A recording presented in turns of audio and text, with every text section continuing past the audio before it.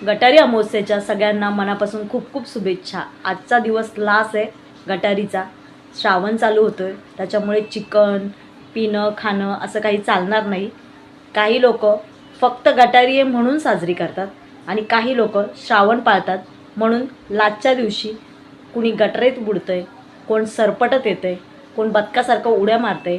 नशीब काही अर्ध्यांना त्यांच्या बॉसने सुट्टीच दिलेली नसते आणि ज्यांना सुट्टी असते काढून घेतलेली असते त्यांचा प्रोग्राम दिवसभर रस्त्यावर चालू असतोय।